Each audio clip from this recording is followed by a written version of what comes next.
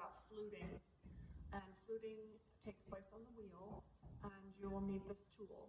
So this is a fluting tool, and it does have two different size adapters. So there's a small, medium, large, and if you want to change that size, all you need to do is twist this silver part to kind of loosen it, and then that'll come out, and then you change it.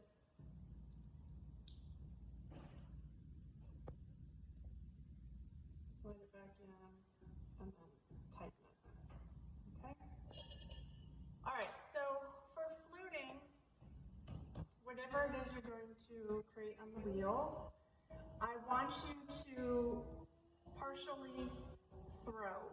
And you're going to hear that term quite a bit with all these demonstrations.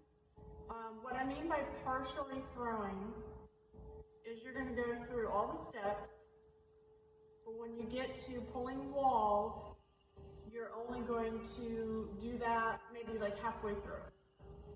And I'll show you what that looks like. All right, so you're going to cone and dome.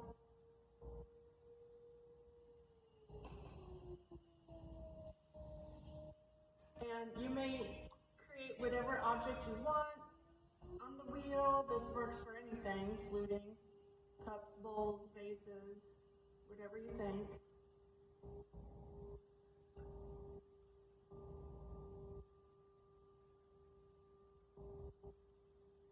Okay, so I'm going to begin pulling my walls.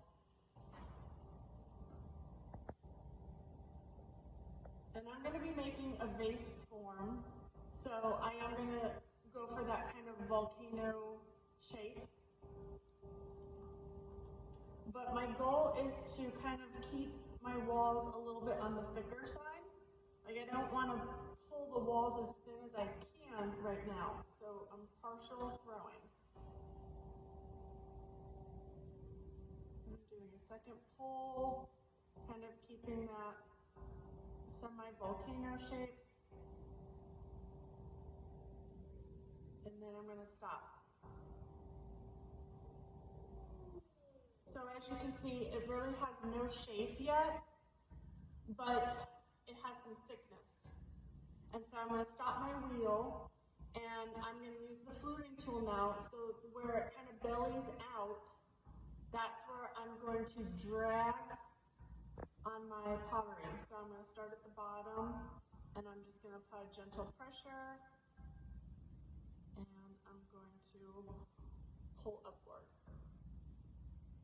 Okay, I mean, kind of like what a loop tool would do, but this tool is just, designed specifically for this process. And it's up to you. If you want to stay straight, that's not required. You don't have to go vertical. You could go horizontal. You can get kind of curvy with it. I'll go ahead and maybe do some curves.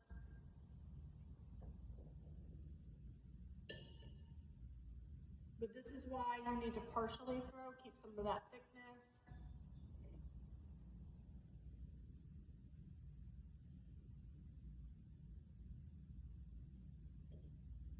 All right, I'm going to speed it up.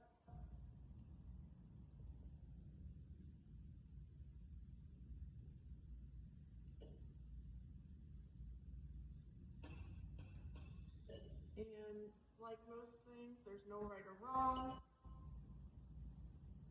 You just kind of go for a look that you're hoping for. All right.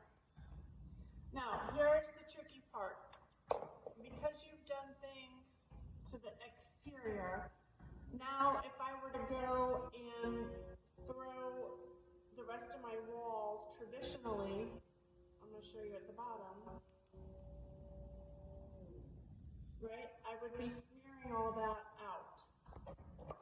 So the trick to fluting and a few of these other techniques that we're going to learn in these workshops is that you have to be able to just throw from the interior, from the inside.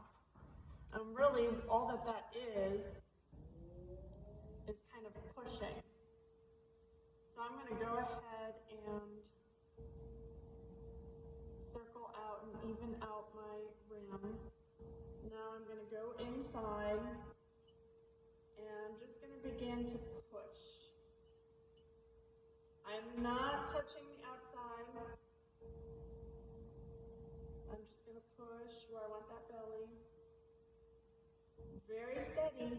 You know, that's the thing about ceramics, is you have to be able to hold steady. And so that's why your legs are important. They're going to be bracing you for everything you do. And I just keep applying pressure until I have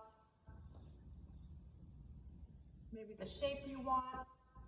But then you're creating these lovely kind of channels that are going to grow and kind of spin and turn with your piece as you continue to push that belly out. Let's see if I can go a little further. And that's why I need that thickness.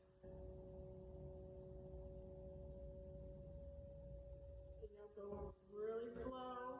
Since this is like one-handed throwing, I can always come back on the top and kind of like rebalance it. But just like anything, it's going to take some practice.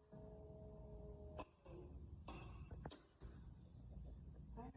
Once you're happy with it, you're going to take it off the wheel like you would anything else, and then you can finish it how you want, whether that's under glazes, glazing, the rest is up to you. But that's fluting.